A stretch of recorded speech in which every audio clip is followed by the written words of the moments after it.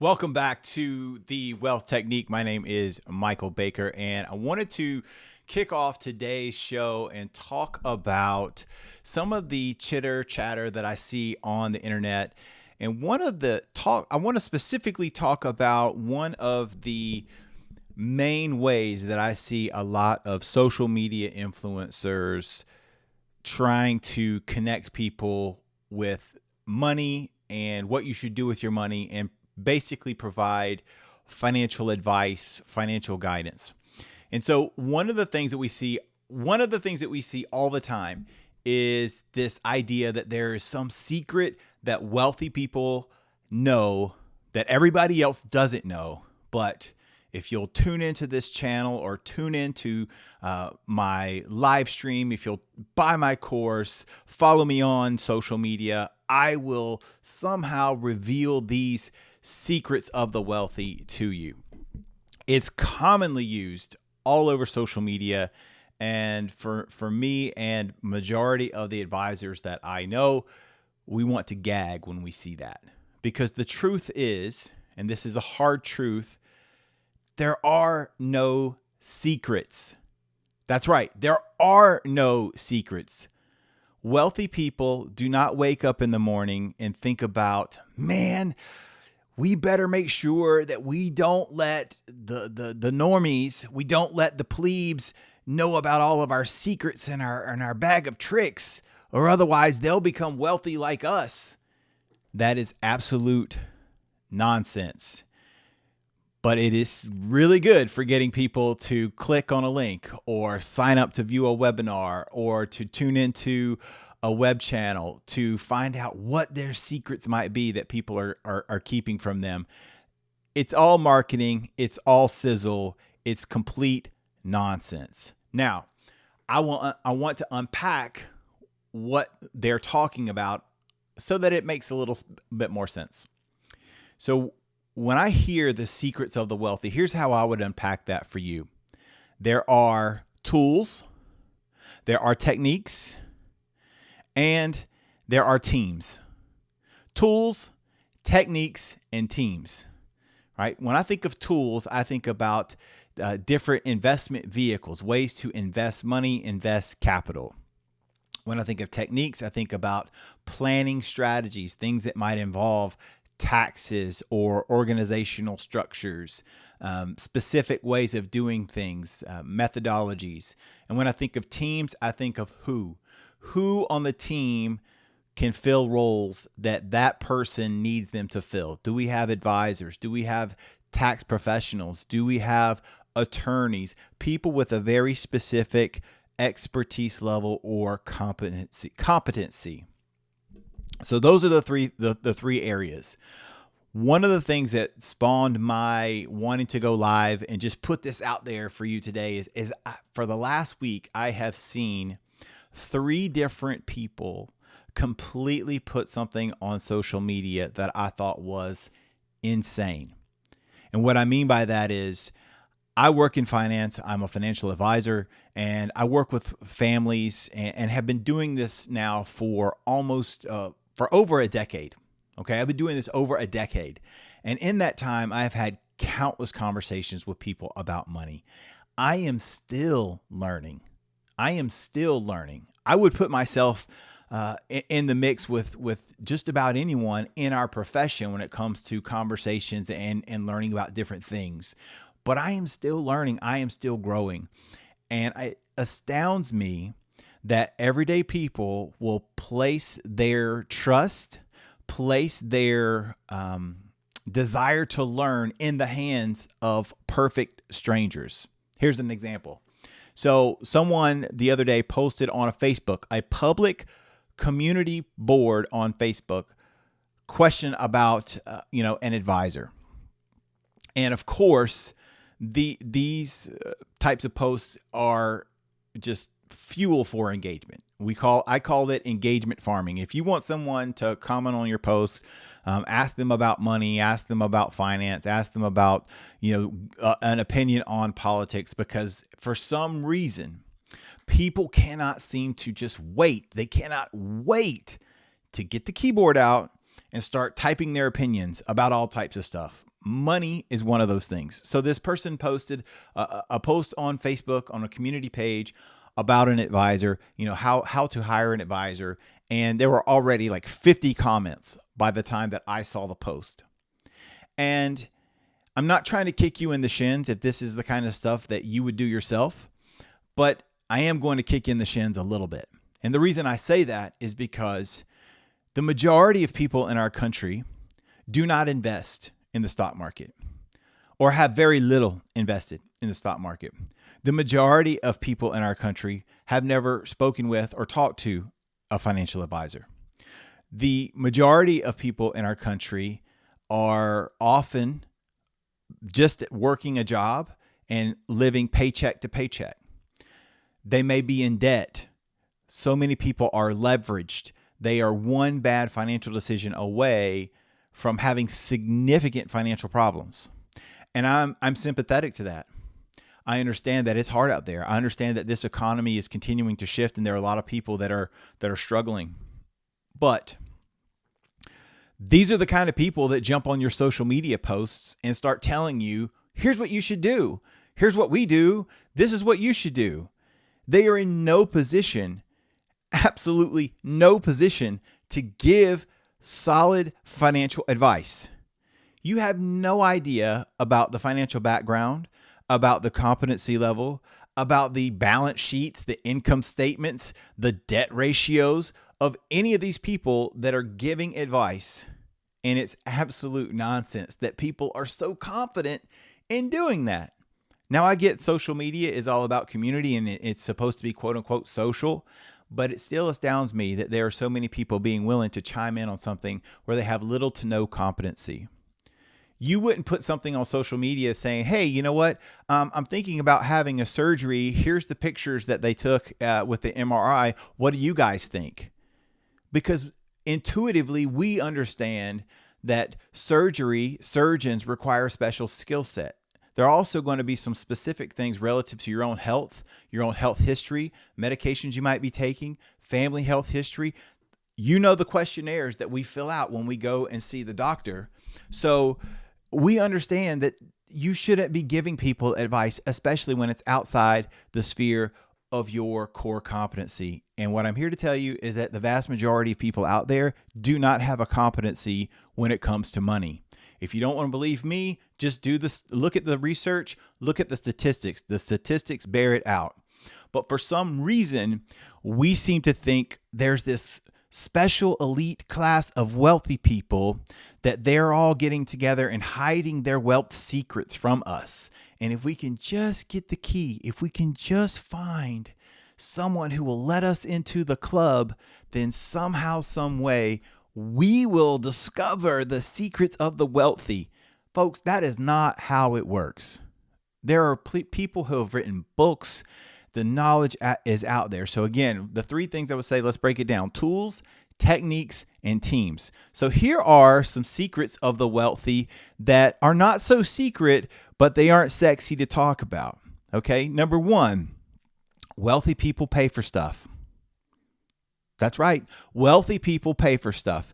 They can do the math and they understand that if I hire this team, if I hire this specific expert and they provide me value, and that's going to either make my life easier, it's going to reduce my stress, it's going to reduce my hassle, it's going to allow me to do the other things that I want to do with my time, it's a worthwhile investment.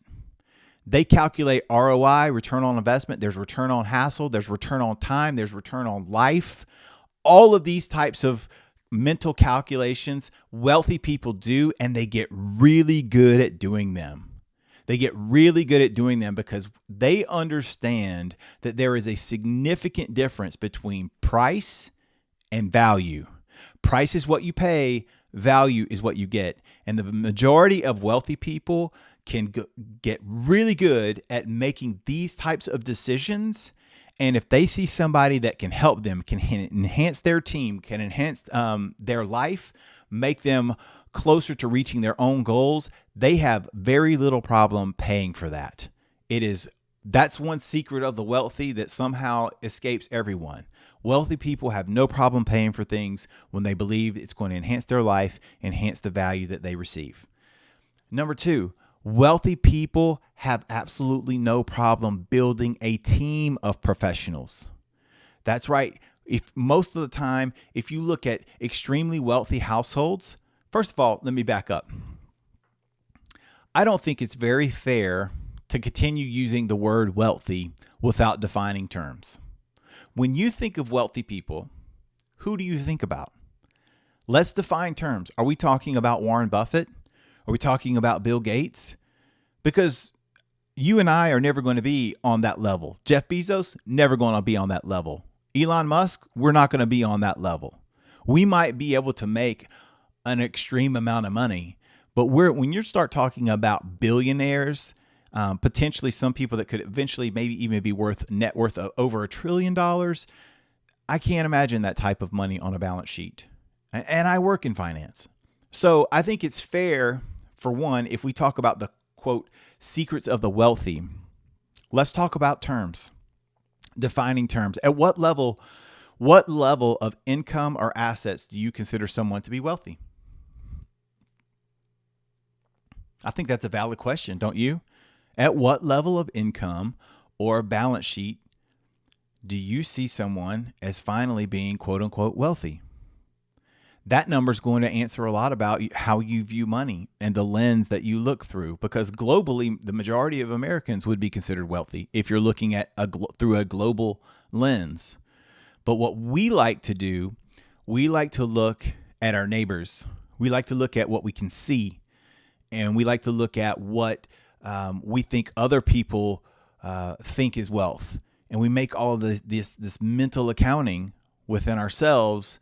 And then that's how we come up with this idea of the wealthy, but we don't really know who we're talking about when we talk about wealthy. When you hear people in politics talk about wealthy people, it's comical. It is absolutely comical when you hear politicians talk about wealthy. The household income of $250,000 is considered wealthy. Now, I understand if your household income is $50,000, $75,000, $250,000 is a significant increase. And I will grant you that.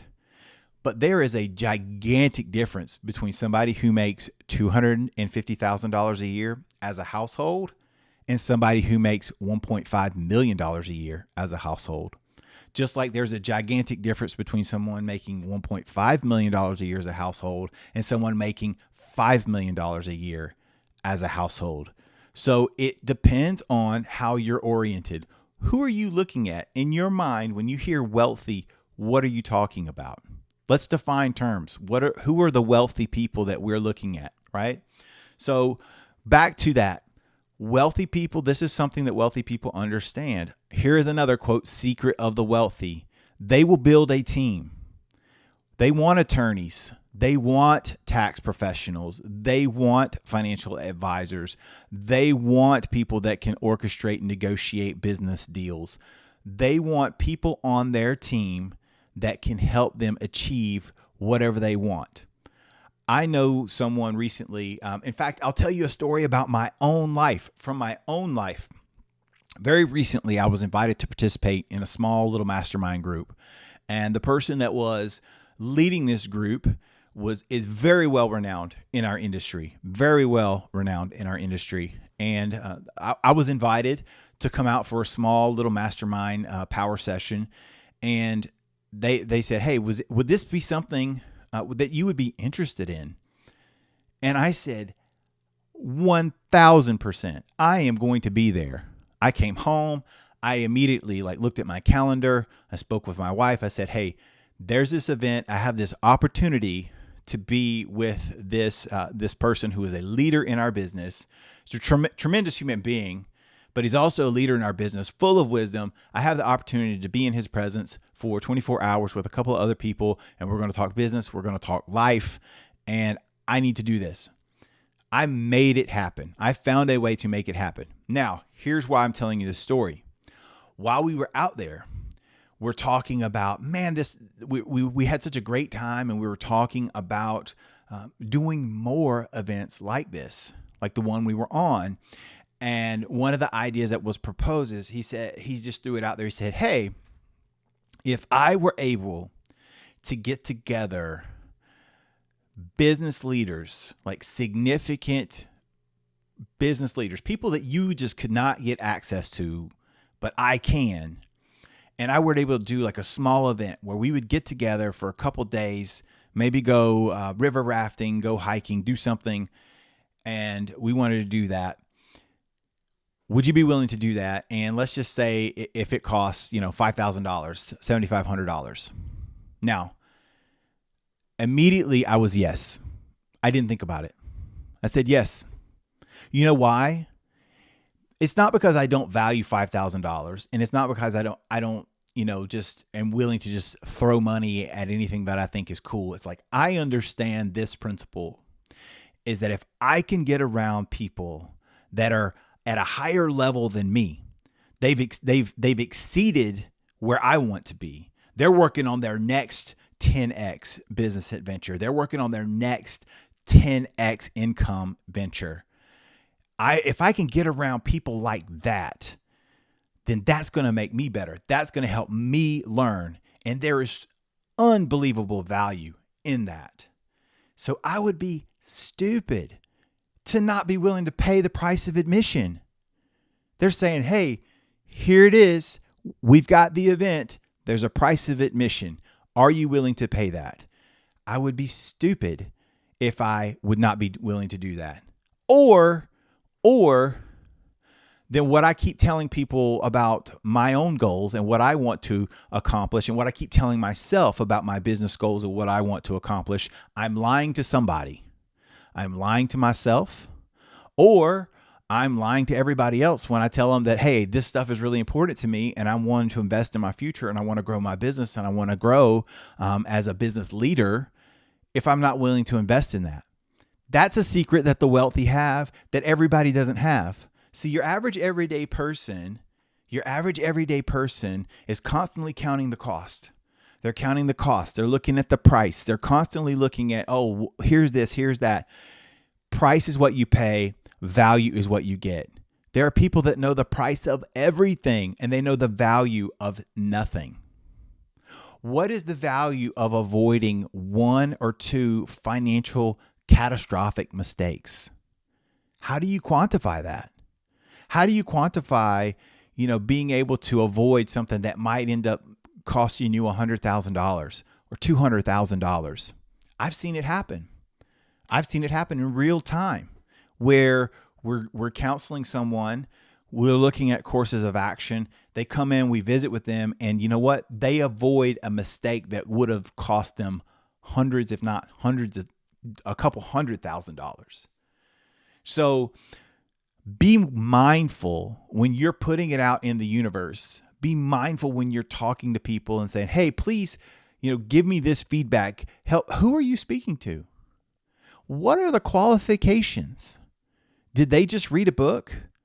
They read one book and now they're qualified to tell you what to do with your money in your life and how to orient yourself for financial success.